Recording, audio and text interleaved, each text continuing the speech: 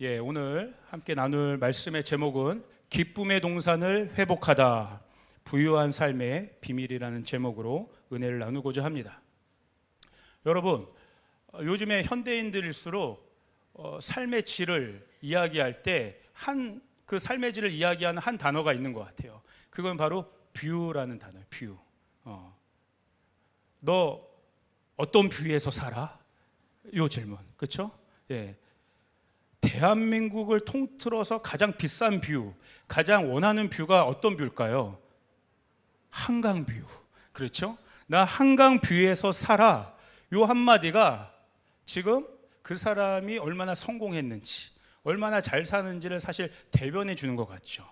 그래서 한강 뷰라고 내가 이야기하는 순간 이야기하는 사람도 이제 막 자존감이 올라가고 듣는 사람은 사실 부러운 마음들이 많이 있죠. 여러분 어떤 뷰에 사십니까? 아파트 하나를 들어갈 때도 뭐 몇 층에 들어가느냐 상당히 고민하지 않습니까? 몇 층에 올라가고 몇 동에 있어야 뷰가 조금이라도 좋을지. 뭐 리조트 같은 데 이제 여름 시즌인데 리조트 같은 데 한번 갈 때도 같은 리조트인데도 어떤 뷰냐에 따라 가격이 천차만별이죠. 이런 여름 시즌에는 어디가 인기 있어요? 오션뷰. 오션뷰에 저도 가고 싶어요. 그런데 돈이 없으면 마운틴뷰로 가야 되는 거죠. 같은 뷰, 같은 리조트에 있는데도 어떤 뷰에 내가 머무느냐가 뭔가 괜히 거기서 으쓱하는 그런 마음들이 있는 거죠. 그러나 제가 질문을 바꿔보고 싶습니다. 여러분이 살고 있는 집의 뷰는 어떤지 우리가 관심이 많지만 오늘 우리 안에 있는 영적인 뷰는 무엇인가? 여러분 영적으로 어떤 뷰를 내고 살고 있습니까? 한강뷰, 오션뷰 다 좋습니다. 그러나 주님의 관심은, 우리 인생이 진짜 중요한 것은 어떤 영적인 뷰를 바라보며 사는가에 있다고 저는 믿습니다. 이 뷰는 세상을 바라보는 세계관이라고 이야기할 수 있어요. 세계관은 무엇입니까? 내가 어떠한 세계관이라는 창문을 통해서 세상을 바라보고 세상을 해석하고 세상을 적용하며 그렇게 살아가는 아주 중요한 관점이에요. 그걸 전망이라고도 하죠. 어떤 전망 속에 나는 이 인생을 살아가고 있는가? 내가 갖고 있는 세계관을 따라서 난 살아가게 되는데 여러분 인식해야 될 중요한 점 중에 하나는 반대의 경우가 있다는 거예요. 내가 바라보는 저 뷰, 저 전망, 저 풍경이 내가 그것을 이용하는 것이 아니라 오히려 그 뷰가 나를 집어삼킬 수 있다는 거예요. 나에게 영향을 준다는 거예요. 제가요 인도 문화권 선교지에서 살아본 적이 있어요. 그래서 제가 이렇게 저희 집에 집들이 양철 집들이 다닥다닥 이렇게 붙어 있거든요. 정말 골목 틈도 없어요. 정말 가까이 뭐 1m도 안 됩니다. 근데 제가 머물던 방 앞에 똑같이 창문이 하나 있는데 그 창문이 안에 뭐가 있는지 아세요? 우상 제단들이 있습니다. 힌두교 제단들. 원숭이상, 코끼리상, 뭐 반인 반수의 모습들이 시뻘건 조명과 함께 계속 음악이 틀어져 있어요. 그거 정신 똑바로 차리고 거기서 살지 않으면요 영향 받습니다. 영향 받아요. 선교사님들도 중동에 있는 선교사님들 뭐가 어려워요? 시시각각으로 틀어지는 그 이슬람 기도 소리들 있잖아요. 그거요 하루 종일 들어보세요. 1년 내내 들어보세요. 영향을 받는다는 거예요. 내 영이 먹힌다는 거예요. 뷰라는 것은 이렇게 중요한 거예요. 우리 올해 2024년 우리 조이풀교회 주신 말씀이 있습니다. 여러분 다 이거 외우시죠? 마태복음 16장 18절을 한번 같이 큰 목소리로 읽어보도록 하겠습니다. 시작. 또 내가 내게 이르노니 너는 베드로라. 내가 이 반석 위에 내 교회를 세우리니 음부의 권세가 이기지 못하리라. 아멘. 이 말씀은 주님의 교회가 결국에는 반드시 음부의 권세를 이기리라고 하는 주님의 예언적이고 선언적인 약속의 말씀입니다. 여러분 믿으십니까? 아멘. 주님의 교회가 반드시 이길 것이다. 그런데 이 말씀을 조금 달리 보면 어떤 내용이냐면 주님의 몸된 우리 교회가 세워지는 과정에 있어서는 반드시 음부의 권세의 저항도 뒤따른다는 거예요. 없지 않다는 거예요. 교회가 더 하나님의 뜻에 맞게 건강하게 잘 지어지면 지어질수록, 세워지면 세워질수록 음부의 권세의 저항도 셀 것이라고 하는 것이 이 말씀의 포인트입니다. 이거 인식해야 된다는 거예요. 여러분 알다시피 이 음부의 권세, 이 권세의 원뜻은 뭐냐면 게이트란 뜻입니다. 음부의 문이에요. 사단은요, 이 음부의 문을 통해서 계속해서 악한 모습들을 우리에게 보여줘요. 저주와 실패와 낙담과 하나님으로부터 오지 않는 모든 사단에게 어둠의 영 가운데 속한 것들을 계속 우리한테 문을 열고 보여주려고 하는 거예요. 이거 계속 넉넉히 있고 보다가는 그 영향을 받습니다. 제가 가장 많이 보는 것 중에 하나가 쓴뿌리라고 하는 게이트예요. 쓴뿌리. 이미 예수의 보혈로 우리의 모든 과거의 쓴뿌리들은 이미 제거되었음을 믿음으로 선포합니다. 스티그마라고 하죠. 예수님의 못자국. 그것은 예수님이 십자가에 달려 돌아가실 때는 고통일 수 있었겠지만 부활하신 이후에는 흉터로밖에 남지 않는 거예요. 영광의 주님께는 이미 그게 더 이상 상처가 되지 않습니다. 흔적일 뿐이에요. 우리에게도 마찬가지죠. 어떤 과거의 상처가 있을 수는 있지만 예수 안에 있는 우리들에게는 이미 그것들이 스티그마, 흔적이 된 거예요. 예수의 보혈로 이미 다 치유가 되었습니다. 그런데요, 사단은요, 우리를 공격할 때 어디를 공격하는지 아세요? 다른 데 멀쩡한 데 공격하는 게 아니에요. 옛날에 자국 났던 그 흉터를 또 공격하더라고요. 거기에만 공격해요. 왜? 거기가 우리의 약점인 걸 아니까. 그러면서 그 상처를 계속 찌르는 거예요. 그래서 과거의 문제들을 자꾸 고구마 뿌리처럼 또 끄집어내고 또 끄집어냅니다. 너 그 문제 아직 해결 안 됐어. 너 그 문제로 아직 아픈 거야. 너 그 문제 때문에 아직도 너가 지금 여기서 문제가 일어나고 있는 거야. 너 아픈 거 맞아. 아픈가? 그렇지. 아직 그거 해결 안 된 것 같은데. 지금 뭔가 오늘 일어난 모든 내 문제들, 장애물들, 걸림돌들이 거기서부터 시작된 것 같은데 속아 넘어간다는 거예요. 쓴뿌리라는 게이트를 계속 열어놓고 우리한테 보여준다는 거예요. 여러분 속지 마시길 바랍니다. 음부의 권세가 이기지 못할 것입니다. 교회가 이미 승리하였습니다. 이 음부의 문은요, 이 게이트는 무너뜨려야 될 대상이지 바라봐야 될 대상이 아니에요. 음부의 권세를 무너뜨리고 새로운 창을 내시길 바랍니다. 그래서 저는 오늘 여러분과 사도 바울의 비유를 한번 소개하고 싶어요. 사도 바울은 어떠한 창을 내고 어떻게 세상을 바라보았는가. 생각해 보세요, 여러분. 예수 믿은 이후에 사도 바울의 인생은 사실 쉽지 않았습니다. 고난의 그 연속이었어요. 그리고 그 고난 가운데서 도시를 다닐 때마다 매 맞고 감옥에 갇히는 삶들을 살았어요. 감옥도 여러 감옥에 몇 차례에 걸쳐서 옮겨 다녔습니다. 생각해 보세요. 지금도 저도 감옥을 안 가봐서 모르지만 누가 가보고 싶겠습니까? 감옥을. 그 어둡고 냄새나고 햇빛 하나 들어오지 않고 내 마음대로 할 수 있는 게 아무것도 없는 그 묶임의 상태. 하물며 2000년 전의 감옥을 한번 상상해 보세요. 뭐 제대로 시설들이 돼 있겠습니까? 햇빛 하나 들어오겠습니까? 뭐 감옥, 요즘에 뭐 죄수들도 인권을 생각한다고 하는데 뭐 인권이라는 게 있겠습니까? 청결하겠습니까? 온갖 질병에 노출되어 있죠. 바울이 처해 있는 감옥이라는 상황. 바울의 육신적인 뷰는 뭘까요? 감옥 뷰예요. 감옥 뷰. 그렇죠? 최악의 뷰.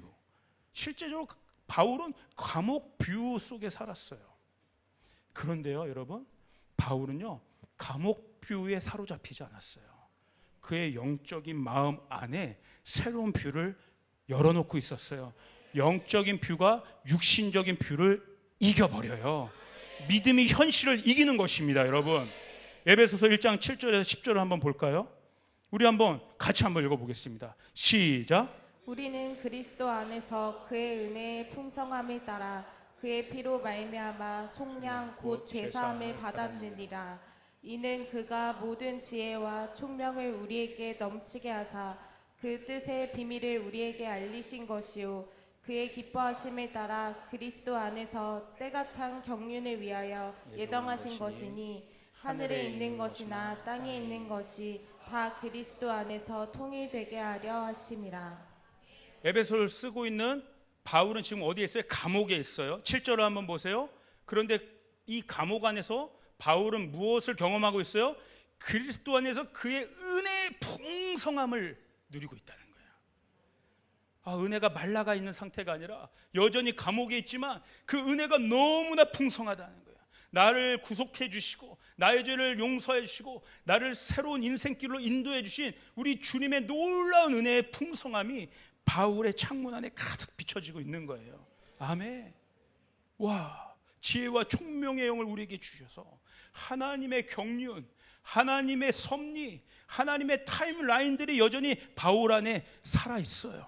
감옥에 있어서 내 인생 끝났구나, 내 사역이 실패했구나, 나의 부르심이 여기서 끝났구나, 하나님 뭐 하시나가 아니라 내가 감옥에 있다 할지라도 하나님의 타임라인이 힘있게 흘러가고 있구나, 하나님의 경륜을 보고 있는 거예요.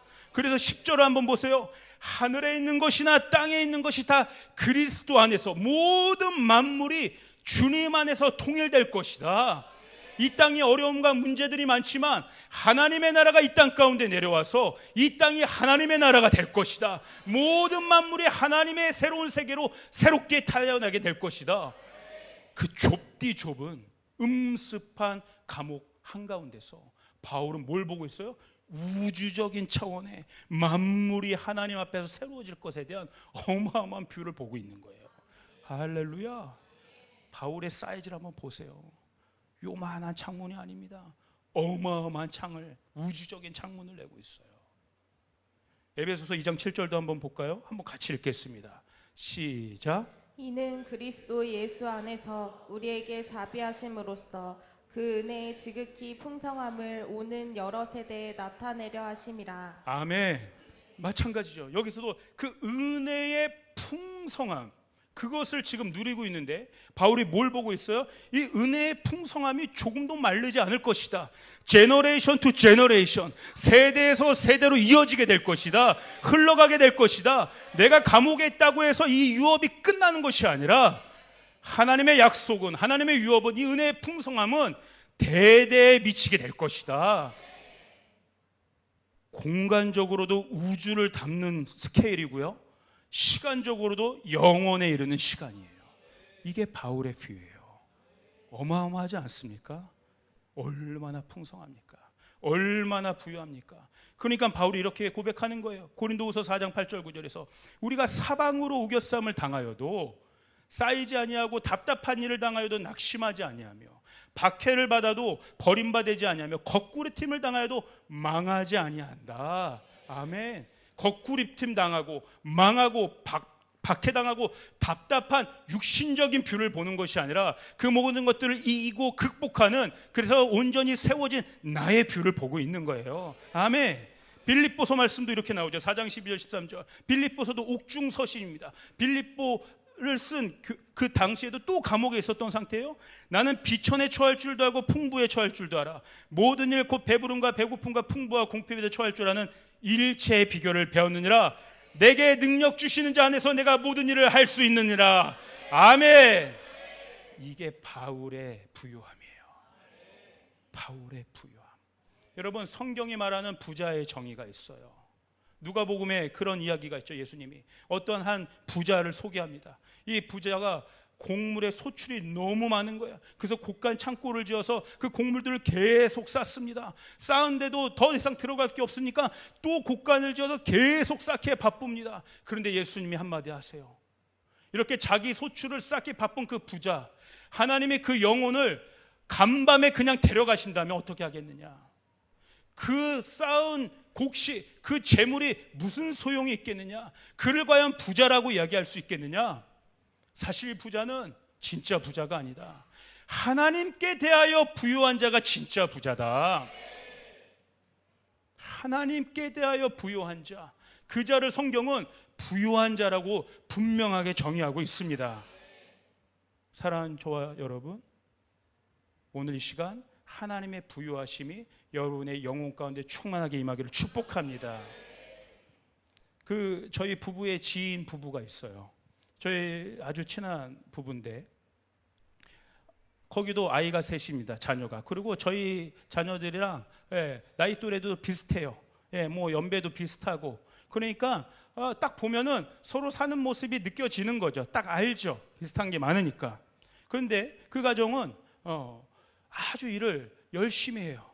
아주 성실합니다. 능력도 있어요. 예, 그래서 경제적으로도 뭐 저희보다 사실은 월등히 법니다. 예, 근데 어느 날 그 가정이 저희 아내한테 그런 진지하게 그런 질문을 했다는 거예요.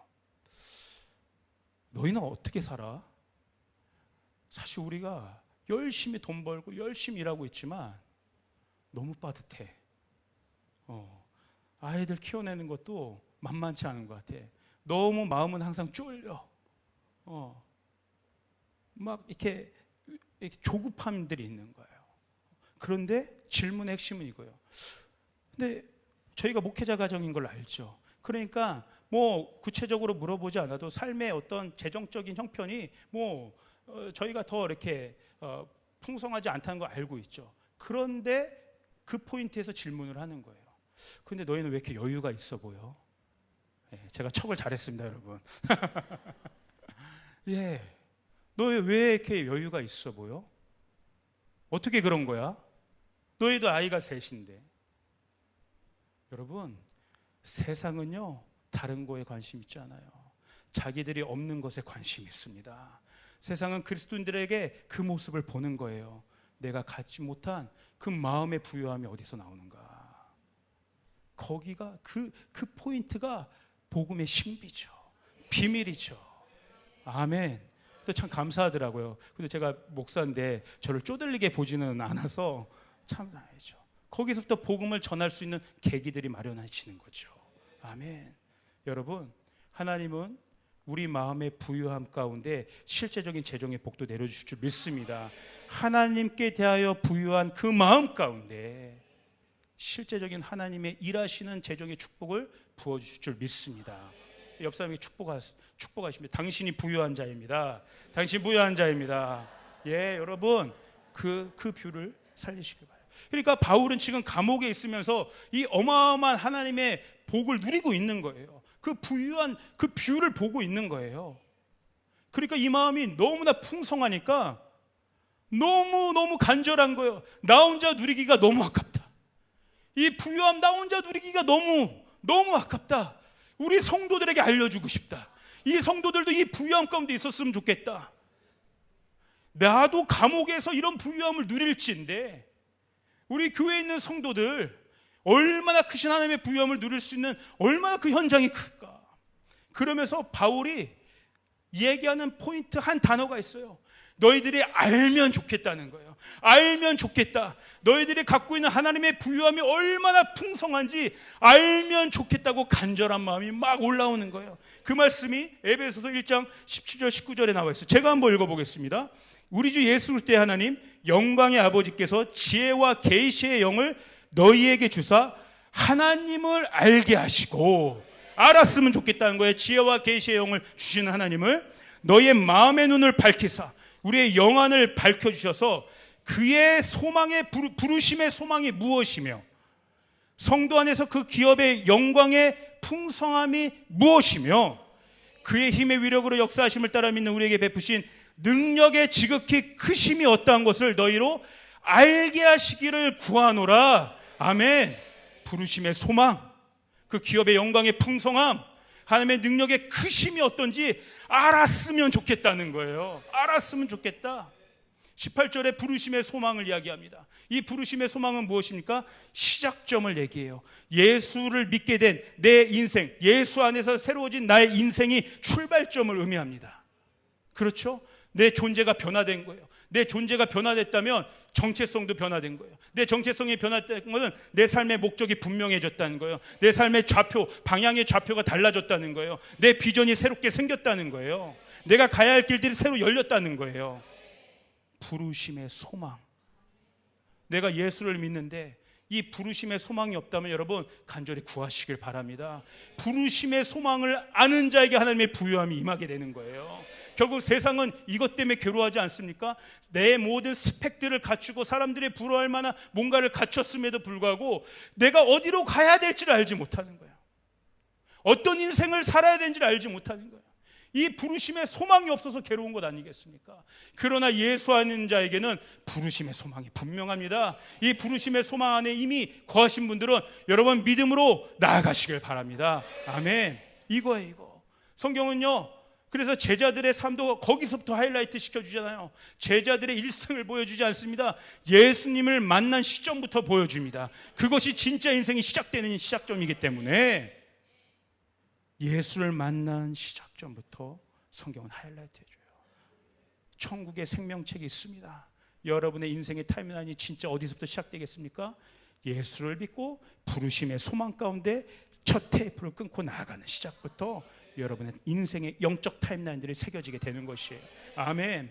18절에 무엇입니까? 또 그 기업의 영광의 풍성함이 있다. 이거 알아야 되는 거예요. 이 영광의 풍성함, 영광은 마침내 최종적으로 부어질 하나님의 축복입니다.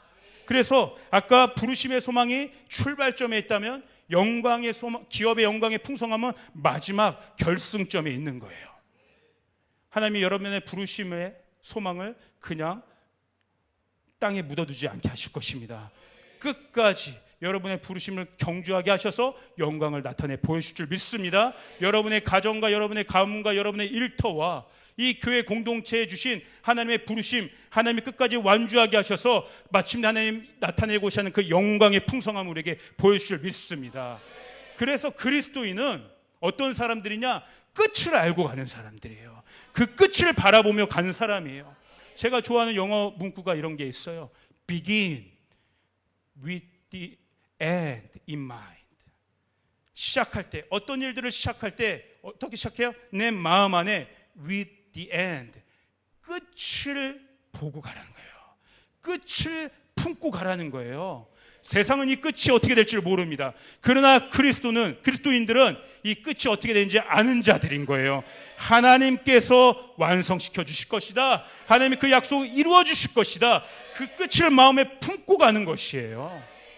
끝을 아는 자들, 그 영광의 풍성함을 누리시길 바랍니다. 그리고 19절에 이거죠. 하나님의 능력의 크심이 어떠한지 알았으면 좋겠다. 자, 부르심의 소망에서 시작해요. 마지막은 영광의 풍성함으로 끝나요.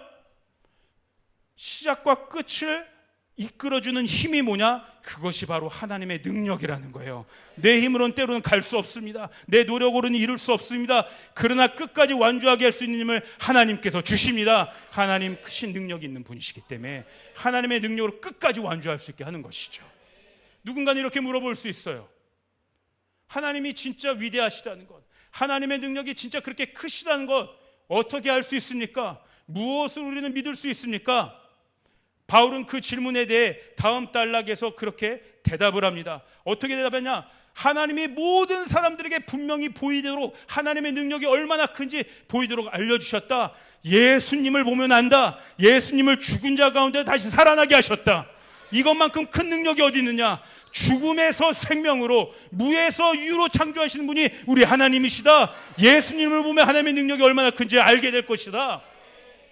한번 그 다음 단락을 보시겠어요? 20절 한번 읽겠습니다.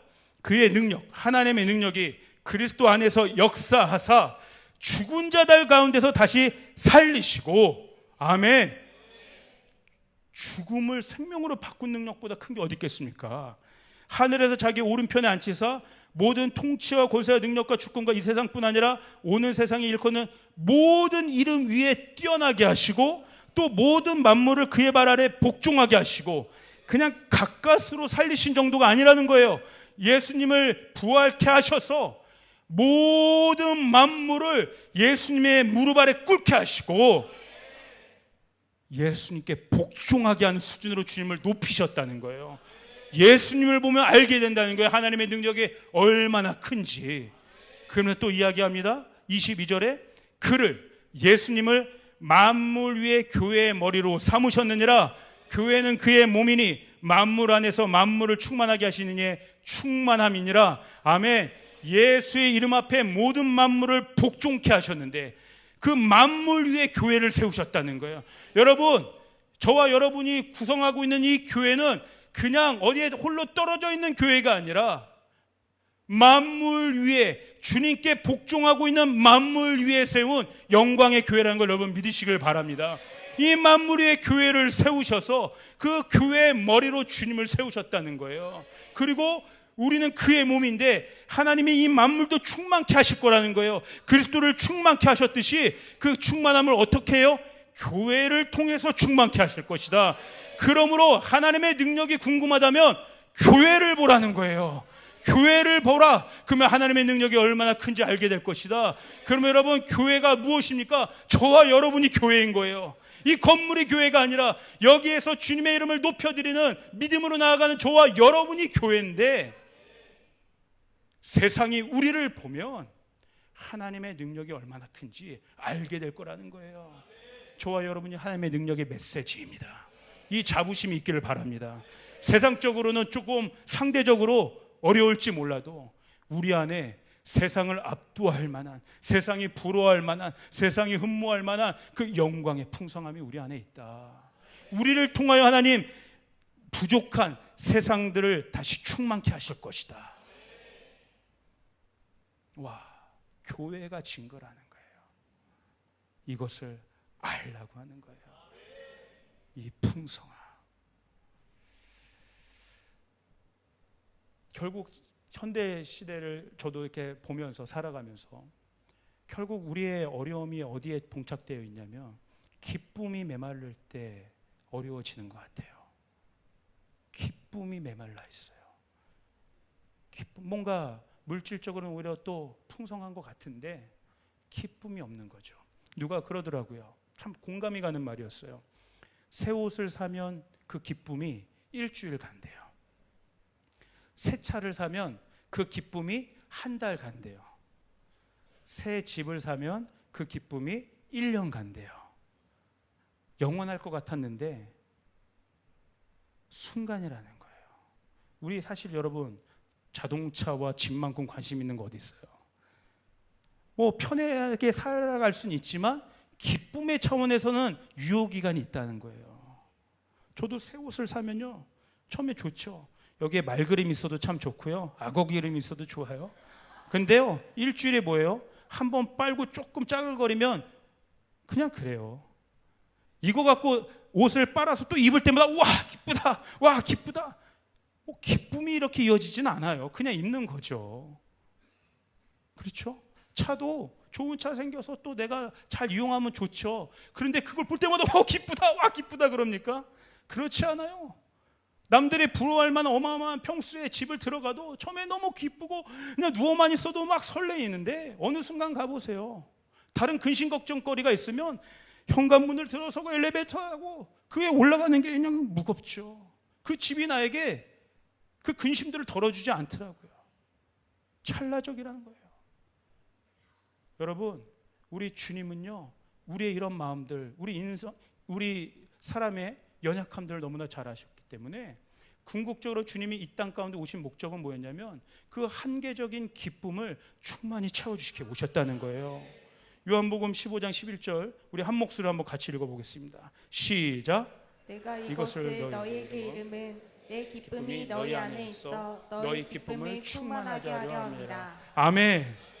예수님 안에 마르지 않는 그 기쁨을 우리에게 충만하게 주시고 싶은 것이 예수님의 마음이라는 거예요. 마르지 않는 기쁨, 예수님 안에 있는 기쁨, 다른 기쁨이 아니라 예수님이 누리는 그 기쁨, 이 기쁨 주고 싶다는 거예요. 요한복음 16장 22절 24절에도 그렇게 예수님 계속해서 이 마음을 간절히 표현해서 제가 읽어보겠습니다. 지금은 너희가 근심하나 내가 다시 너희를 보리니 너희 마음이 기쁠 것이요 너희 기쁨을 빼앗을 자가 없으리라. 그날에는 너희가 아무것도 내게 묻지 아니하리라. 내가 진실로 진실로 너에게 이르노니 너희가 무엇이든지 아버지께 구하는 것을 내 이름으로 주시리라. 지금까지는 너희가 내 이름으로 아무것도 구하지 아니하였으나 구하라. 그리하면 받으리니 너희 기쁨이 충만하리라. 아멘. 이 말씀이 무슨 의미냐면 여러분, 우리가 여기 있는 저와 여러분들 지금 여리고 기도회도 하고 있지만 각양각색의 다양한 기도 제목으로 우리가 하나님 앞에 아뢰고 구하고 있습니다. 육신적인 아픔을 치유해달라고, 또 재정의 영역에서, 관계 영역에서, 진로 영역에서, 다양한 영역에서 우리가 하나님께 구하고 있어요. 그래서 하나님께서 구하면 들어주신다는 거예요. 들어주시는데 그게 끝이 아니라는 거예요. 육신의 고통, 육신의 치유함, 하나님이 들어주시는 목적이 있다는 거예요. 그것을 통해서 기쁨을 주고 싶다는 거예요. 재정의 회복을 통해서 기쁨을 누리게 하고 싶다는 거예요. 기도 제목들은 다 다르지만, 기도 응답의 내용들은 또 다를 수 있지만, 여기는 저와 여러분들이 동일하게 함께 표현할 수 있는 것은 기쁨인 줄 믿습니다. 아멘. 하나님 주시는 부유한 기쁨, 기도를 응답해 준 하나님의 목적이에요. 요한복음 16장 33절에도 그렇게 나와 있죠. 이것을 너에게 이르는 것은 너희로 내 안에서 평안을 누리게 하려 함이라.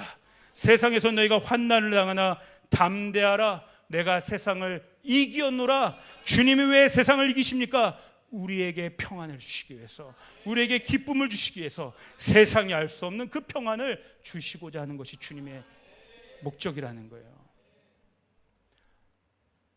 제가 이렇게 우리 성도들도 많이 이렇게 만나고 하다 보면 요즘에 많이 그런 것들을 좀 느끼게 됐어요. 어떤 어려움들이 이렇게 생길 수 있잖아요. 어떤 문제들이 생기고 어떤 어려움들이 생기면 그 문제로도 참 어렵지만 어느 포인트에서 더 어려운 것들을 느끼는 거냐면, 왜 이런 문제가 생겼지? 이런 어려움이 왜 내게 생겼지? 라고 생각하다가 이거 내가 뭘 잘못해서 그런가? 하나님 나한테 벌 주시는 건가? 나를 해코지 하시는 건가? 그런 생각으로 갈 때가 있는 거예요. 그러니까 그런 생각에 마음이 더 무거워져요. 어떤 마음인 거예요? 정죄감이에요. 정죄감. 하나님 나를 싫어하시는 것 같다. 수치감이 드는 거예요. 정죄감. 그러니까요, 이 아버지의 집에 와서 예배하고 기도하는 이 아버지 집이 있는, 아버지가 있는 자리에도 잘 못 나오게 되는 거예요. 그러더라고요. 그리고 막상 나와도요, 기도도 잘 안 되는 거예요. 뭔가 시원하게 뚫리는 것도 없는 거예요. 그냥 때로는 성전 기도하라니까 나와서 기도하는데 육신적으로는 회사 끝나고 와서 피곤하고 지치고 그냥 뭐 하다가 있는지도 모르고 그냥 또 그렇게 집을 터벅터벅 가는 거예요. 그러면 마음이 더 찜찜합니다. 기도라도 잘하고 속 시원하고 하고 갔으면 좋았는데 기도도 잘 못하고 갔거든요. 마음이 찝찝한 거예요. 그렇게 기도하지도 못하는 나의 모습을 보고 또 정죄감이 드는 거예요. 그런 것들을 보게 되더라고요. 제가 가끔 저희 아버지 집에 갑니다.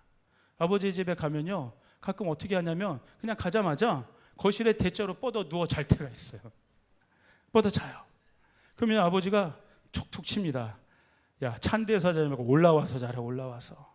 그럴 때도 있고요. 어쩔 때는 그냥 슬그머니 베개를 이렇게 비워줄 때도 있어요. 그래서 이렇게 자다 보면 그게 꿀잠이에요, 여러분. 자다 보면 이제 어머니가 부르는 거죠. 밥 먹어라, 이렇게. 밥 먹어라. 그럼 벌떡 일어나서 또 밥을 막 먹습니다. 뭐 별로 대화도 없어요. 그냥 밥 먹어요. 그 보니까 벌써 해가 어두워도 이제 다시 가야 돼요. 저 가야 돼요. 하고 나왔어요. 나와요. 자, 그렇게 아버지 집에 나오는 제 마음이 어떨까요? 찜찜할까요? 야, 나 아버지가 뭐 한 것도 없이 또 이렇게 나오네. 찜찜해. 정죄감 받아 이렇게 나올까요? 아니죠. 한숨 잘 자고 나왔다. 잘 먹고 왔다. 아버지는 어떻게 생각할 거예요? 이런 네 가지 없는 놈 와가지고 처먹기나 하고 잠만 자고 그냥 말도 없이 그냥 가? 그럴까요? 아이고, 얼마나 피곤했으면. 그래도 아비 집에 와서 이렇게 자고 먹고 가는 거 참 좋네. 그렇게 생각하지 않으실까요? 아버지가 이런 분이라는 거예요. 때로는 가서 아버지와 깊은 얘기를 나눌 때가 있죠. 제가 더 큰 에너지를 가지고 아버지를 위로할 때도 있죠. 아버지를 뭔가 기쁜 일을 할 때도 있죠. 그게 아버지와 자녀의 관계 아니겠습니까? 나를 해코지 하시는 분이 아니에요. 여러분, 이스라엘 백성들 한번 생각해 보세요. 출애굽했어요. 하나님의 원래 목적은요, 하나님의 타임라인은 이스라엘 백성이 광야에서 40년 뺑뺑이 돌게 하는 게 하나님의 계획이 아니었어요. 원래 하나님이 약속하신 가나안 땅에 바로 들어가게 하시는 거였어요. 40년을 택한 건 오히려 이스라엘 백성이에요. 중간에 하나님의 마음을 오해한 거예요. 이러려면 우리를 왜 여기서 빼내셨지? 우리 여기서 죽게 할 셈인가? 목말라 죽겠네? 배고파 죽겠네? 언제 갈 수 있는 거야? 이러려면 다시 돌아가야지.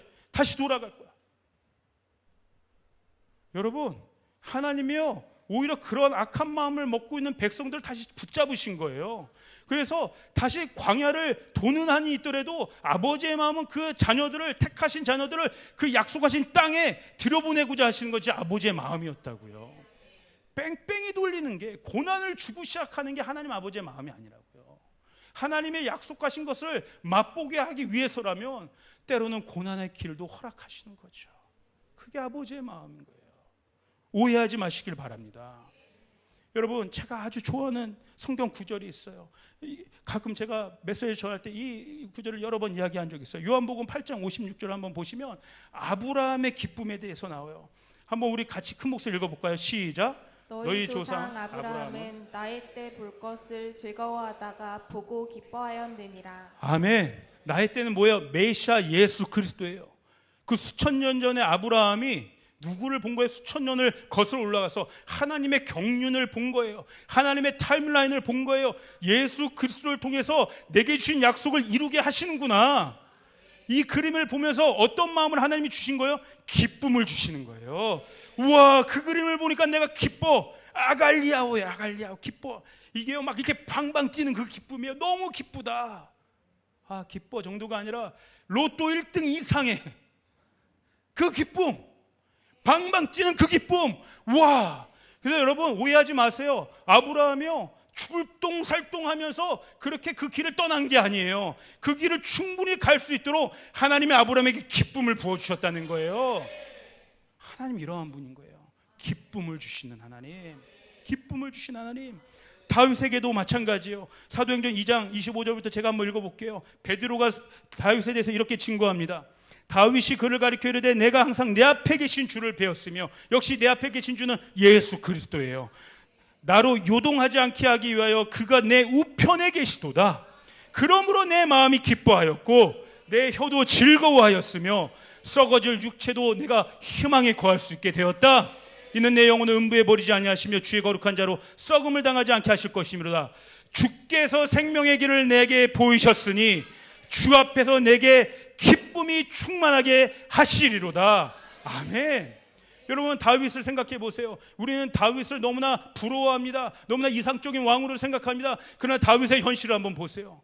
현실 정치에 치열함이 그 안에 있습니다.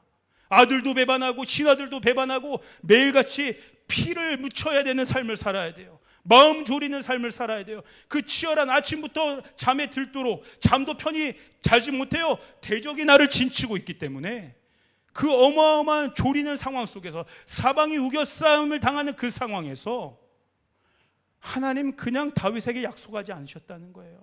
다윗이 기도할 때마다 다윗의 가문에서 나올 메시아 예수 그리스도를 보여주셨다는 거예요. 그 예수의 영을 지금 나와 함께 계시게 하셨다는 거예요. 그러므로 주시는 마음은 기쁨의 마음이라는 거예요.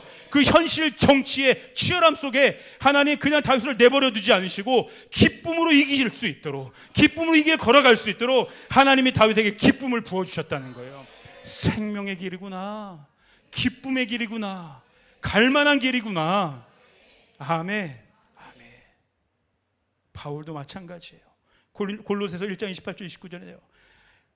우리가 그를 전파하여 각 사람을 권하고 모든 지혜로 각 사람을 가르치면 각 사람을 그리스도 안에서 완전한 자로 세우려 함이니. 바울의 목적은 이거예요. 그 성도들을, 세상에 있는 사람들, 열방에 있는 사람들을 그리스도의 사람으로 내가 세우고 싶다. 근데 이거 쉽지 않잖아요. 쉽지 않아요. 이를 위하여 29절, 나도 내 속에서 능력으로 역사하신 이의 역사를 따라 힘을 다하여 수고하노라. 아멘. 내 수고와 내 노력으로는 힘들 수 있지만 내 안에 계신 이가 성령님이시라는 거예요. 내 안에 그리스도의 영이 있다는 거예요. 그 성령께서 내게 힘을 주시기 때문에 나도 성령을 따라 힘써 수고할 수 있다는 거예요. 억지로 하는 사명이 아닙니다. 억지로 하는 사역이 아닌 것이에요. 성령이 주시는 힘을 따라 내가 가라는 거예요. 이 기쁨 속에 사역을 감당할 수 있는 것이요. 너무 좋아. 여러분 한번 저를 따라 볼까요? 힘들어도 행복해. 힘들어도 행복해. 이 고백이 주님의 몸된 교회를 섬기고 세운 여러분들의 고백이 되기를 축복합니다. 그러므로 여러분, 우리 안에 기쁨이 회복되어야 돼요. 이 기쁨은 에덴의 기쁨입니다. 에덴 동산, 하나님이 태초에 지으셨던 그 원형의 기쁨이에요. 여러분 지금 히브리서 우리 11장 또 믿음의 설교 시리즈 듣고 듣는 마음도 11장으로 하고 있는데 11장 3절에 그런 말씀이 나오잖아요. 우리 자신들, 저와 여러분들, 또 이 세상에 보이는 모든 만물들, 이 눈에 보이는 실체들이 어디에서 생겨나느냐? 보이지 않는 세계에서부터 나왔다는 거예요. 그러니까 저와 여러분들은 어디에서부터 출발했어요? 보이지 않는 세상에서 나왔어요. 성경은 하나님을 어떻게 증거하고 있냐면 그 보이지 않는 세상이 하나님이라는 거예요. 하나님 보이지 않죠. 그러나 하나님 계십니다. 하나님이 저와 여러분들을 태초 전부터, 어미의 태에서 잉태하기 전부터 계획하시고 조성하시고 만들어 놓으셨다는 거예요. 태초 전에 어디에 품으셨어요? 하나님의 품 안에서 저와 여러분을 품으셨다는 거예요. 마치 하나님의 어머니 같은 분인 거죠. 시편 2편에 그런 기록이 나옵니다. 너는 내 아들이라 오늘날 내가 너를 낳았도다.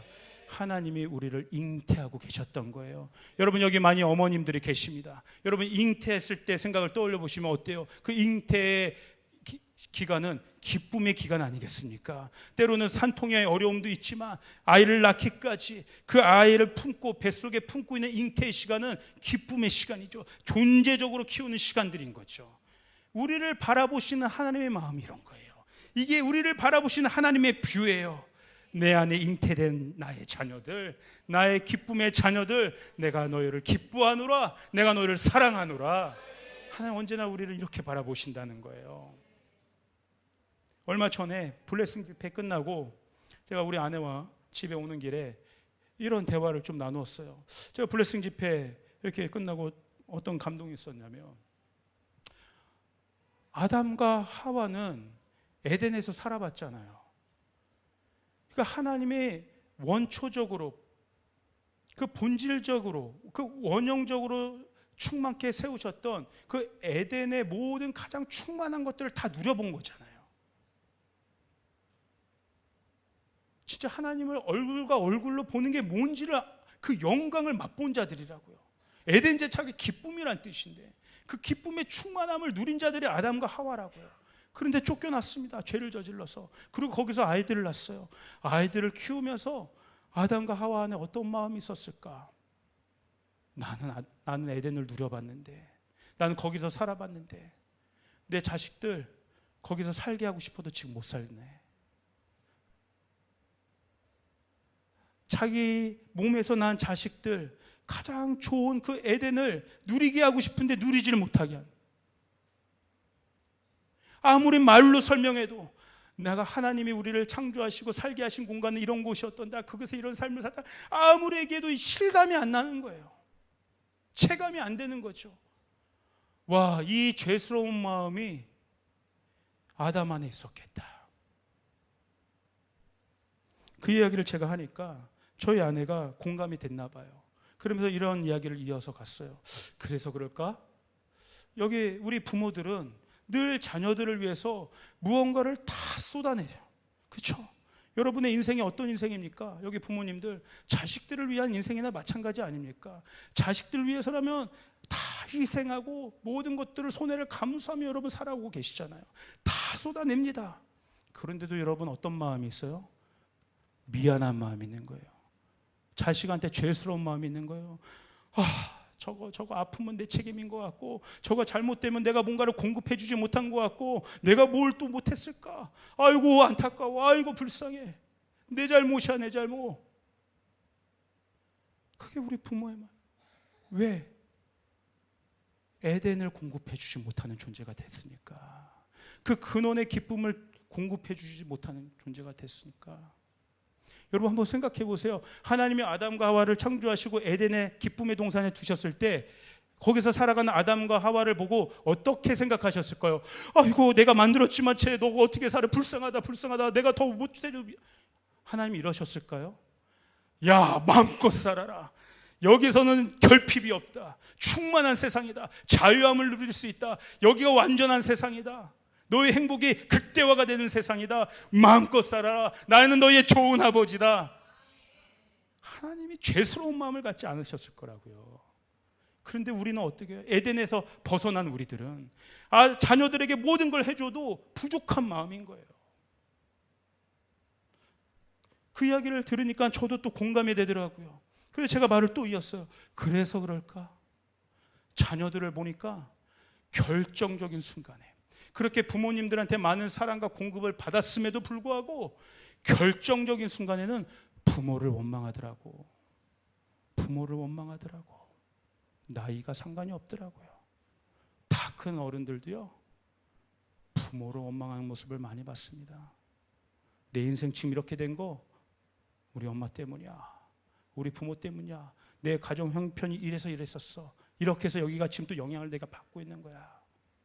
그렇게 다 받았는데도 부족하다고 느끼는 거예요. 그 화살을 부모한테 돌려요. 왜? 에덴을 못 누려봤으니까. 진짜 충만한 것을 못 경험해 봤으니까. 여러분, 사단이요, 이걸 노리는 거예요. 에덴의 기쁨을 풀지 못하도록 다른 것들을 계속 공급하게. 그런데요, 다른 것 공급하는 거 중요하지만 가장 중요한 기쁨을 공급하지 못하도록 결핍을 느끼게 하는 것이 사단의 전략이라는 거예요.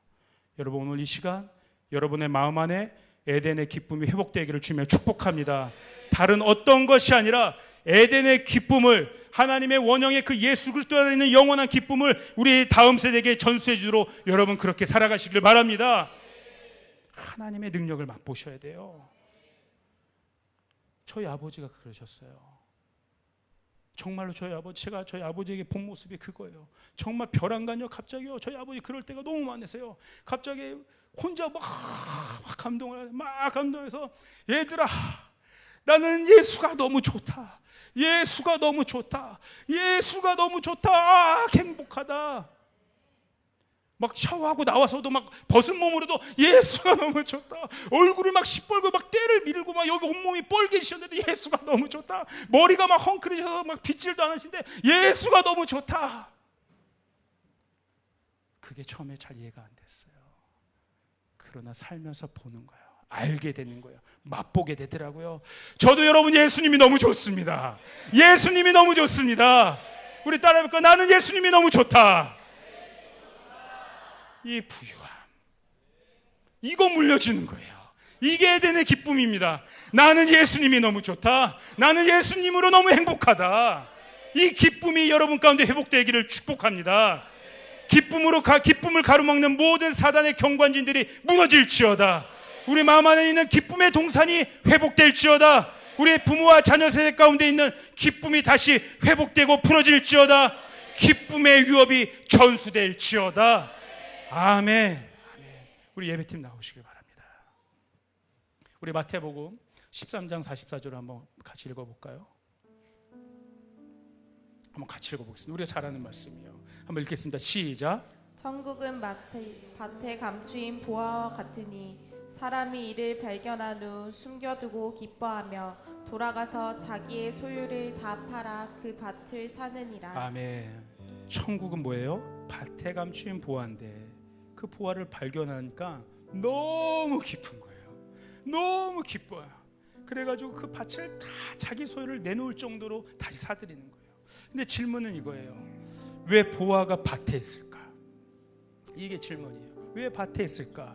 어디 금고 안에 있는 것도 아니고, 또 찾기 어려운 어디 저기 심해 터널에, 해저 터널에 있는 것도 아니고, 저 산속 깊은 곳에 있는 것도 아니고, 막 우리가 여기서 비행기 끊고 몇천 마일 날아가서 찾아야 될 그런 곳에 있는 게 아니라, 왜 보화가, 우리에게 기쁨의 충만함을 주는 이 보화가 밭에 있다고 하셨을까? 여러분, 밭은 무엇을 의미합니까? 이 당시의 사람들을 생각해 보세요. 밭은요, 이 당시의 사람들에게는 삶의 터전 그 자체예요. 일상이죠. 농사꾼들이 많잖아요. 아침을 눈 뜨면 나가야 되는 현장이에요. 또 눈 뜨면 나가야 되는 현장이에요. 하루의 대부분을 보내는 그 삶의 공간이 밭이라고요.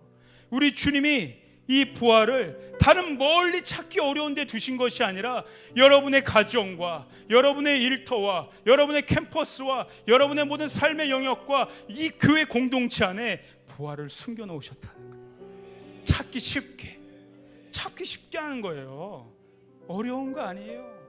지금 저 해저 터널에 숨겨 놓았다면 보물선 찾듯이 찾으면 누가 찾을 수 있겠습니까? 밭에 숨겨 놓았다. 이 보화가 무엇입니까? 예수 그리스도 아니겠습니까? 지금 낙담되고 힘들고 사방에 우겨쌈을 당하는 상황 가운데 있는 것 같다 할지라도 여러분 믿음의 눈으로 바라보면 그 안에 예수 그리스도의 보화가 숨겨져 있어요. 그것을 발견하면 어떤 일들이 벌어져요? 기쁨이 생기게 되는 거예요. 감옥 안에 거하다 할지라도 그 부유함이 누려지게 되는 거예요. 이전에 있었던 밭이 더 이상 그 밭이 아닌 거예요. 나에게 괴로움을 주었던 밭, 나에게 고통을 주었던 밭, 어서 이 밭을 빨리 빠져나가고 싶었던 밭, 이제 더 이상 그 밭이 아니라 내 소유를 다 팔아 사고 싶을 정도로 귀하고 귀한 밭이 되는 거예요. 또 이 밭은 무엇을 의미합니까? 결국 우리 마음 아니겠습니까? 오늘 우리 마음이 무엇으로 채워져 있습니까? 어떠한 창문을 여러분 내고 계십니까? 원수의 대적의 음부의 권세의 문입니까? 아니면 천국의 창문을 내고 계십니까? 천국의 창문이 이미 우리에게 열려져 있습니다. 이 열려진 창문 사이로 하나님이 영광의 그 빛나는 보석과 같은 빛을 우리에게 비춰주고 계신 거예요. 주님 나와 지금 함께하고 계신다. 임마누엘, 임마누엘. 그래서 일상이 소중한 거예요. 오늘 여러분 이 예배 후에 여러분 스몰 모임에서 또 여러분 돌아가시는 가정에서 또 내일부터 임하게 될 새로운 일터의 터전 비즈니스의 모든 영역 속에서 여러분 보화를 발견하는 축복을 누리시길 바랍니다. 제가요 어느 날 기도를 하고 있는데 저도 마음이 좀 그때 너무 이렇게 침전되어 있었어요. 참 어렵더라고요. 마음이 가난해져 있더라고요. 그래서 예배 가운데 기도를 했어요. 간절하게 기도를 하는데 기도 소리가 잘 안 나와요. 저도 그냥 나오는 기도 소리는 주님, 주님, 주님, 주님. 눈을 감았는데 그냥 캄캄해요. 뭐 보여주시는 것도 없어요. 생각나시게 하시는 말씀도 없어요. 그러나 제가 할 수 있는 거는 한 가지, 주님, 주님. 근데 너무 캄캄, 너무 캄캄. 그렇게 계속 주님만 외치면서 캄캄함 속에서 기도를 하고 있는데 저 깊은 흑암 깊은 곳에 뭐 하나 빛나는 걸 보여주시더라고요. 그렇게 따라가서 빛나는 것을 딱 보니까 어떤 원석을 보여주더라고요. 아주 파란 푸른 빛이 나는 돌멩이 하나였어요. 그거 하나가 이렇게 빛을 발광하고 있더라고요. 그리고 또 기도하면서 보니까 저 흑암 속에 꽃 한 송이를 보여주더라고요. 어떤 꽃이었냐면 이렇게 무슨 이렇게 발광하는 무슨 야광 같은 보라색 빛이 도는 그런 꽃 한 송이였어요. 그걸 보여주시더라고요. 근데 어떤 마음을 주셨냐면 그게 저라는 마음을 주신 거예요. 아무도 없는 것 같은 상황에서 그 흑암의 상황에서 나는 그냥 내 빛을 발하고 있으면 되는 거구나. 외롭고 어렵고 누구 하나 나 인정해주지 않는 것 같은 그 답답함 속에서 그러나 나는 내가 집중할 것은 내가 발할 수 있는 빛을 발하면 되는 것이구나. 그러면 누가 찾아주세요? 하나님이 나를 발견하시는구나. 하나님이 나를 발견하시는구나. 그거면 되는 거죠. 누구한테 내가 발견될 걸 걱정하는 게 아니라 하나님이 나를 발견하시는 것만 충만한 거죠. 와, 거기에서 어마어마한 기쁨들이 쏟아지는데요, 막혀있던 모든 것들이 뚫어지더라고요. 할렐루야, 할렐루야. 그러면서 마지막 보여주신 그림이 저 골고다의 십자가였어요. 바라나다나 저 십자가가 그런 것이었다. 외롭게 서 있는 나무 한 토막이에요. 나무 한 토막. 모든 사람들이 저주하고 침을 뱉고 떠나간 그 자리, 사랑했던 제자들마다 다 배신하고 떠났던 그 자리, 주님 홀로 그 흑암의 골고다 언덕에서 외로이 서 있으셨어요. 누가 알아줘요? 저 저주의 십자가를. 아무도 찾는 사람 한 명 없었어요. 그런데 누가 그 자리에 끝까지 남아 계셨어요? 누가 그 십자가를 보고 계셨어요? 하이라이트 하고 계셨어요? 하나님 아버지께서. 하나님만큼은 그 자리를 떠나지 않으셨더라고요. 십자가 그 자리에서 죽기까지 충성을 다하신 아들 예수님과 우리 아버지께서 함께 하셨어요. 그 그러므로 여러분 십자가를 붙드시길 바랍니다. 십자가를 붙드는 그 자리가 하나님이 우리에게 영광의 빛을 쬐어주시는 그 자리예요. 그러니까요, 제가 아까 밭의 이야기를 했지만 맞죠? 내가 그 밭에 숨겨진 보화를 발견하는 건데, 와, 그게 아니더라고요. 내가 보화를 발견하기도 전에 늘 언제나 하나님은 나를 발견하고 계시더라고요. 그래서 제가 그 깊은 기도가 이렇게 나오면서 막 메모지에 좀 적었어요. 그리고 그 메모장에 제목을 이렇게 적었어요. 발견됨의 기쁨. 발견하는 기쁨도 크지만요, 발견됨의 기쁨은 더 크더라고요. 와, 하나님은 나를 계속 보고 계셨구나. 십자가를 붙잡는 그 자리가 하나님께 발견되는 자리인 줄 믿으시길 바랍니다. 그러므로 여러분, 오늘 낙담 가운데, 홀로됨 가운데, 어려움 가운데 계시다면 여러분 예수 그리스도의 십자가를 붙드시길 바랍니다. 그 십자가의 조명 아래서 우리는 부르심의 소망을 회복할 수 있습니다. 십자가의 조명 안에서 그 기업의 영광의 풍성함을 누릴 수 있습니다. 그리고 그 자리까지 나아가는 데 있어서 하나님의 능력의 크심을 경험할 수 있습니다. 에덴의 기쁨이 풀어질지어다. 기쁨의 동산이 회복될지어다. 아멘, 아멘. 우리를 기뻐하시고 우리를 찾으시는 새로운 한 주간의 기쁨의 충만함을 경험하는 저와 여러분 되시기를 주님으로 축복합니다. 우리의 주의 영광의 박수를 드리도록 하겠습니다.